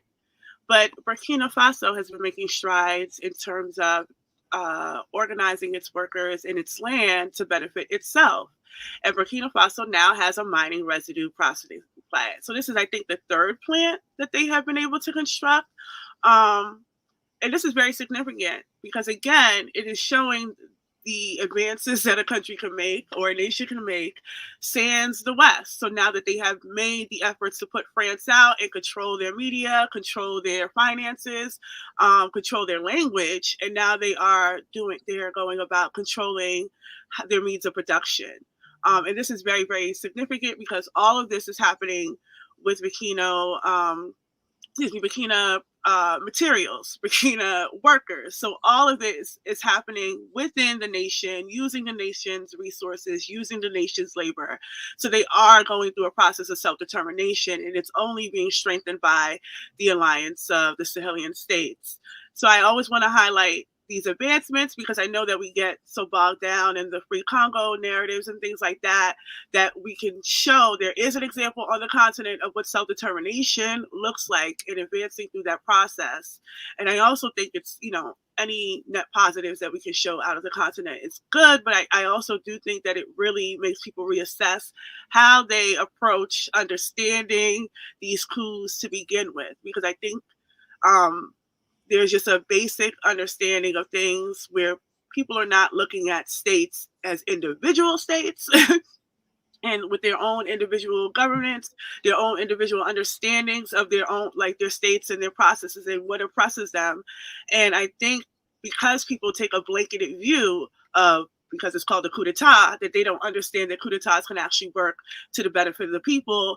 And we're seeing that play out. And I do understand that. I think there was 106 coup d'etats in Africa, and out of 106, less than 10 have been to the benefit of the people. But I think the less than 10 does speak to a dialectical process that it can go either way. And what determines that is the masses of the people. So the strides that we're seeing happening in the alliance of Sahelian states, but more specifically in Burkina, is a process of heeding the call from the masses. The masses want to own the means of production. The masses want to be able to live and work for themselves. The masses want a form of self-determination. And as such, you're seeing the Touré government speaking to that and acting on that. And then also keep in mind, this is part of the process of him relinquishing leadership within the next 2 to 3 years. And just one quick quote here. It says, "What you saw this morning is a revolution. Machines were completely built here in Burkina Faso. Is the second country in Africa to develop this technology. It is a technology that doesn't import, it develops. These machines are not paid for elsewhere and assembled here. It is this ingenuity of our Burkina engineers that I have come to salvation. This is a positive development in the context of sovereignty and control of our resources." So I think you're completely correct on, every coup is not the same thing, and it depends on not only the will of the people, but obviously the ideology of those who are in charge and their eventual desire to make sure that the masses are fully in control or participate Right. in a revolutionary process. And so Right. that's something that has to be considered. There's various ways in which, again, we're not voting capitalism out. So No. can't act like capitalism is just going to default to the will of the people because we make a particular vote in Congress or someplace else or vote in a particular candidate. That's not how it works. It's going to take boots on the ground, literally and figuratively, people fighting back against the armies and machines of capitalist development. It's going to take propaganda wars, and it's going to be take models of development that show what the alternative is and how it works for the benefit of the people. So I agree with you completely. But I agree. Like, these things need to be. You need to have a sort of an objective look, see how things develop, see how they progress, and when they progress in ways in which we like, we need to make sure we stand behind them. And at times when they progress in ways in which we have critique and criticism, I'm at least of the belief that those are allowed to be expressed also, to try to push things in a direction which could be further revolutionary, or at least to engage in the conversation around what it means to be revolutionary. So I think these are all net positives. Yeah. Right. And then also inform criticism, right? As opposed to what we're seeing, make sure that there's an understanding of the dynamics that's happening, because what we see and what's actually happening could be two different things. Because Gabon also had their coup around the time that Niger did. And you could see those are two different directions. One, we can say that the people were not of Gabon did not have that same sort of political will of the people in the Alliance for Sahelian States, in the sense that the political education or the understanding the contradictions were not as sharply understood in Gabon as you could see them in Niger, Mali, and Burkina Faso, which makes the difference of which way the government is able to lead them. Also, that coup in Gabon was still completely tied to the West. So, but I say that to say you can see that the contrasting difference of neighboring states, all within the Sahel, that all had coups that are not moving the same. Guinea as well. Well, Guinea is not as drastic as Gabon. Guinea might actually end up being folded into the alliance, but you can see Guinea is not at a fast-paced process in the same way that we see Niger, Mali, and Burkina Faso be able to do. And I think also that speaks to the significance of multipolarity, because Burkina and Niger, they're going out of their way to have established connections with Russia, with Iran, and all of these other nations to be able to self-determine for themselves. But then remember, Traore went to Russia and said, if we're back here next year asking for stuff, then we didn't do what we needed to do. Then something's wrong with us. So you could see the ultimate objective question is, what is this for the African? And you can see them moving in that way politically and strategically in these alliances that they're making, and these formations that they're making with these other nations. I mean, learning about these African examples or paying attention to these, I feel like shows us how far we are from that sort of consciousness here in this country, I think, among many people. And that it really is the political will of the people that determines the trajectory, and also who is able to be inculators, I think, what's that word? Like infiltrators into the movement to sort of sidetrack it. And I think also folks really don't realize the resource richness of Africa and its reason for being the center um, for this sort of political change. Chichimacha says this is also significant because of the Sahel region of Burkina Faso, Mali, and Niger is about the size of the continental U.S. Yeah, it's not a tiny spot of land that we're talking about. That has resources that, if again, if claimed for the people, if not extracted for Western hegemony and dominance, could mean a world of difference in terms of a core axis of resistance in Africa, right? And that's one of the things. Again, one of the things that we should look at is that these countries are, in sense, slowly but surely, and again, there's going to be pushback from the West. There's going to be pushback from the French. There's going to be attempted insurgent counter coups that are going to attempt to happen to overthrow these governments and install pro-Western governments back in.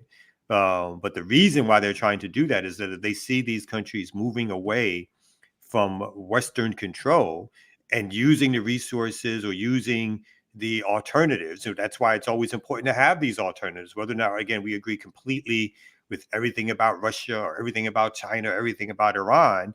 The more important part is that those nations are not a part of the hegemonic Western system that controls and dominates the world. Mm-hmm. They can offer alternatives and give us strides to break through that we don't have. So we can't just sit and criticize them as if China is equal to the United States in terms of an imperialist project. It is not. China is not the United States, right? Russia is not the United States. Again, it doesn't mean there's not critique that can be given, but if we don't understand how a revolutionary change happens in terms of where resources has to come from, support may come from one day, then we are locking countries into being subordinate to the West, unless there's a perfect revolution that happens at the perfect time, where countries have to go it alone. And countries cannot go it alone when you have hegemonic Western control all over the world. They need access to resources, whether or not that's weapons, whether or not that's money, whether or not that's even support sometimes with structure, but they need that access to help them get their stuff in order. And as long as that access, as was stated by the leader, as long as that access is understood to be a temporary thing, or it's understood for them to use to build up. And as long as those allies don't turn into dominant powers, then that access has to be used in order to get folks out of the orbit of Western hegemony, at least at the attempt to get out of that orbit. So I think that's part of also, one of the great strides that we are potentially seeing is that there is an axis of resistance that may be building, and it needs all the support it can get. Yeah. Yeah, I think that's the fundamental issue with how we assess these things, is that people are misunderstanding that is a global system, and the U.S. or the West is not really concerned with whether or not a nation is capitalist or socialist or whatever. They are concerned with whether or not they're going outside of that system. So they're not attacking these nations primarily because of any ideological reason, but they are attacking them because taking that sort of anti-imperialist stance and understanding imperialism as the highest stage of capitalism and taking it against the U.S. and the West is a buck back at that global system, which puts a dent or stops the advancement of Western hegemony, which is really the objective, to just continue to expand and expand and expand.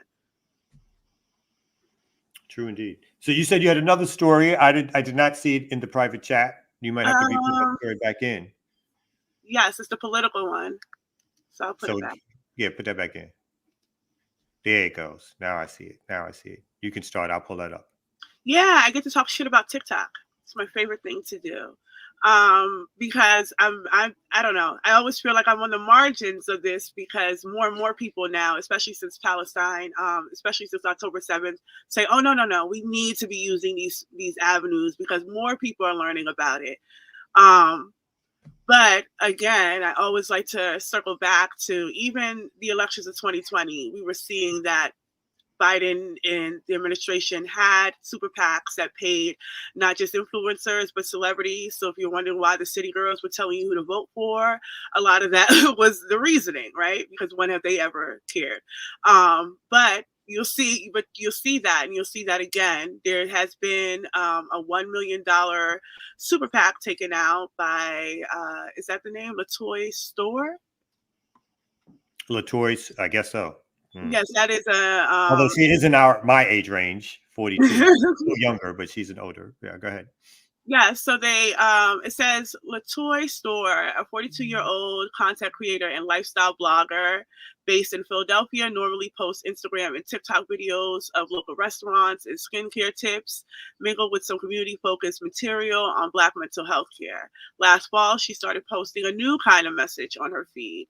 In an Instagram reel in October, she urged her 16,500 followers to register for a Pennsylvania election for the state judges and district attorneys. She posted the same video on her TikTok. Then she posted another reel reminding people to get out to vote. For her political post, she was paid by Priorities USA, a super PAC supporting President Joe Biden's reelection. So this PAC has up to $1 million. So they have $1 million to pay out to a plethora of influencers. And we're also seeing now the results of that. I don't know if this article names it specifically, but there is an influencer who made a video recently that said, you might see someone you know in a Starbucks ad. Well, because Starbucks is now also paying people to get back into the game. So you see that it really doesn't take much for folks' political or opinions or their morality or humanity to be brought out. And I had jokingly laughed in our BAP Mid-Atlantic chat, like, poverty is a new draft. Because we say that often about the military, but when we look at the conditions of austerity today, and the rent, like the price of rent, the price of food, and then you have someone saying that if you post, I'll give you $5,000. If you post, 2-second clip, I'll give you $1,000. To what point do you then say, I don't need the money? We all need the money. But this is what I'm trying to expand on about the utility of these sort of TikTok programs, because even in the 2020 elections, we had TikTok influencers being sent to the White House, right? Conscious Lee does White House reporting now. And that is someone from online left, quote unquote. So we have to really be conscious of the limitations of these platforms, because I do agree. I think it's interesting that a random makeup influencer on TikTok has a much better line on Palestine, having just seen it and learned about it, heard about it, than a lot of these organizers do, especially in terms of normalization. But then we also have to consider that there's strong limitations on these platforms. And the same way we can learn, we can also be misinformed. And especially with TikTok, where we do not have to have any sort of citations. And someone in the comments the other day said that that was ableist to ask for citations. And I think we need to reassess ableism, because I think that we should be able to provide a source. If we're saying things so absolutely and so adamantly, we should be able to say, and this is where I got the information from. I don't think that's ableism. But I do think that TikTok is allowed to get away with that, because it's more intrigued. People are just intrigued by the knowledge. So where it comes from, or whether or not it's true, especially when they can do sensationalized, posts, like I think Earn Your Liberation was showing the one about King, right? That doesn't have to be fact-based at all, but people would believe it because he's speaking about it like it's true. And he's offering you an opportunity to think about it and think through it, even though it's complete BS. And that is the conditions in which TikTok and Instagram and even Twitter allows or funnels to us information. And if we're not critical thinkers, which majority just are not, especially with the literacy rates, we have to be serious about that. Majority of people just are not critical thinkers. So what does it mean to have that funnel to you by your most favorite influencer, right? Especially when you see Genocide Joe and all that's happening in Gaza, and then you have someone who is your favorite influencer saying, yeah, but harm reduction.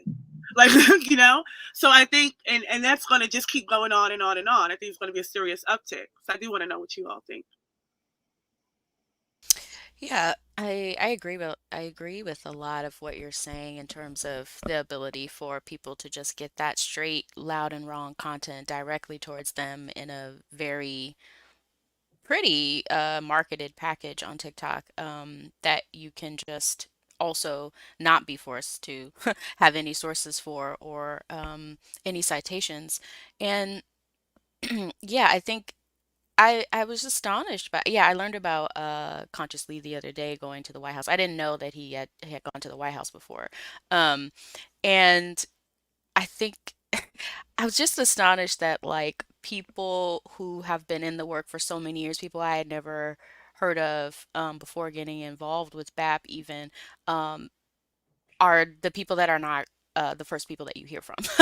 And of course, it's someone that has been, and no shade to him in particular, but just people that haven't been in this work for as long as other folks have, and have a wide, expansive, especially anti-imperialist lens with which to talk about this. Because you will still get, even on the leftiest of left, you will still get the yeah, but terrorism thing, or yeah, but, and that again, like we were talking about earlier, I think just takes all the true, because people are looking for solutions, right? And the solutions are not to be found um, on the so-called online left, or also with democratic solutions in as a part of our duopoly. Yeah, I mean, I completely agree with the analysis. I would only emphasize, for me, like, all these areas are places of struggle, right? So whether it's Facebook, TikTok, X, Instagram, and whatever else is coming down the pike, they were formed to distract us. They were formed as profit-making engines, right? They're meant to get us to be online so that we can talk to friends and other people can sort of cipher out information about us so they can sell us product, or they're meant to be advertising platforms to sell us product or to get us to buy stuff, and or ultimately as propaganda to get to distract us from what's happening in the real world. So even with that understanding of what these platforms are, and not surprisingly, people who claim to be giving you a point of view that's from their heart and what they believed, they're getting paid to do. Just like any advertiser, any entertainer gets paid to tell you to drink beer or eat cereal or go to the gym or buy my sneakers and all the rest of it. It's because they're getting money out of it. They don't really give a damn if the product is valuable to you. They don't give a damn if it costs too much money for you. They just want you to hear them say it so they can get paid, and hopefully there'll be an uptick in sales and they can get paid more. That's all they care about. They're not caring about the world around us and so forth. But then, because those people buy into the idea of their role in larger society, for them, society works. For them, the economy works. And so then they start selling you not only product, but ideas which they know, like they know nothing about, right? Or things happening in the world, which unfortunately they know nothing about, which is why you have these early influencers or celebrities who instantly, take up Israel as a cause, even though 2 days ago they couldn't tell you where Israel was on the map or whatever like that, right? But I think even with that said, we are still in this incredible time period where we have effectively, we in the larger sense of we, have been able to bypass particularly the propagandistic establishment news or corporate news, to give alternative stories about how the world works, what the West is involved in. And to me, that's of a huge value in ways, again, in my lifetime, I've never seen. So even I think, credit to some of the early manifestations of the mobilizations around police killings, right? There are things that in my day of like when we took to the streets, obviously we had large crowds, but for this day and age, these are probably some of the largest crowds ever, right? But since the 60s and 70s, these are probably some of the largest crowds ever. But we also have to remember that folks back in those days did things without social media, right? Right. So nothing that's going to ever take the place of being on the ground and being in community if you want to really influence people. But again, I still think that sort of the watershed ability for people to bypass in some ways establishment corporate propaganda around how the world works can be an area of battle for those of for us to participate in various ways, like most areas are. No, I agree. It should be an arena of struggle. Just like academia, just like all of these spaces. I don't think we could afford to concede because we haven't captured the masses, right? So I don't think we could afford reasonably to concede. But there are limitations that I think that people are just in denial about because, especially in my, I organize a lot. I have a lot of conversations with people, and they would tell me, well, one, they would tell me that they found me online, right? But then they will also be like, I was radicalized on Twitter, and I was radicalized here and there. So it's not to say like these things don't create a spark, but to what extent people understand radicalism is not, they're not getting that out of there. But they're deluded into thinking that they are in some sort of radical process, and that's how the online left developed, as if that's an organized body. And these are singular individuals that have no accountability to anyone, let alone the information that they're giving out. And I think the best way, I mean, we can't reasonably combat $1 million, $100 million super PAC, but there is real utility in counter propaganda, and I don't think we take enough recognition in that in an organized way. Because Arnie talks about that in terms of what the Ukraine war happened, and we've seen all of that misinformation come out. That if there was a tactical way that CMB and PACA and BAP and all these organizations that already, AAPRP, that already work together, were tactically attacking that misinformation, that would fare way differently than individually saying that's not true, that's not true, that's not true. Because there would be a way to reprocess it. I'm thinking of the time that the Black Cuban woman said that Cuba is anti-Black. And everyone in BAP, any information that we had on Cuba and all of that, we flooded Twitter with, right? All at once. So it's like you had to keep scrolling to even see what she said. And that's the sort of counter propaganda that needs to be organized in a sense so that we can find more usefulness in how we're reaching people. But that's not really the push. It's the push for individualism, the push for to make these like platforms and people to create brands and be a part of an online left that's very elusive. Really quickly, I would say to your point, sometimes our most dangerous friends or enemies are our so-called friends, like in the liberal left, because they'll say certain things that read true, and then they'll go into like these individualistic ideas around how change actually happens, or they'll disparage or misstate history in such a weird way, and you're like, well, what the hell are you talking about, or why? And Because you're it's, right, I think you're right. Yeah, it's around that grain of truth. Yeah, Mhm. that Yeah. And then they get they're and able to get they have people. millions of people who are listening to them. then that becomes this wave of people who, again, think they this become radicalized, but they just become liberals, right? And then they can't differentiate between the individual ideas of what organizing means and what it means to be radical. And part of that is weeding out the dependency on thinking that if you go back and vote for, as we talked about earlier, the Republicans or Democrats, that somehow you've done something radical or somehow you've moved the ball in some direction that's favorable for folks. So a lot of times those folks become our worst enemies. Sometimes they do become friends and allies who spread the word in a lot of ways. But when they get their own messages convoluted or because somebody's paying them to say something at a certain time, they also do dramatic harm to the possibilities of radicalizing people through some of these online platforms. Yeah. Well, speaking about it, somebody who always does harm. See, I switched it up. Oh, I was scrolling. I wasn't even paying attention to y'all. You know what? All right. So I don't really watch Black Power Media. I'm just playing. Big up to all y'all out there tuning in. Thank y'all for tuning in. We had another great show. Thank you for our guests coming in. Lucretia, thank you for allowing me to be on the screen with you at the beginning of the show. And I feel great about that. We didn't reach 400 views today, so no mix. But, no. You always a mix from previous days anyway, so you need to fill that gap, my brother. You should fill that gap, my brother. Yeah, I feel it with something. Oh my God. Huh? So with that said, make sure y'all tune in again tomorrow morning at 8 a.m. as we go back in once again right here on the Remix Morning Show as we leave you off with a little bit of go-go. Big up to the D.C. area. I know this is your favorite music come out. All right. So we will see y'all tomorrow, the Remix Morning Show. Let's go. Oh, yeah. We're going to do it like this. Oh, check us out, yo.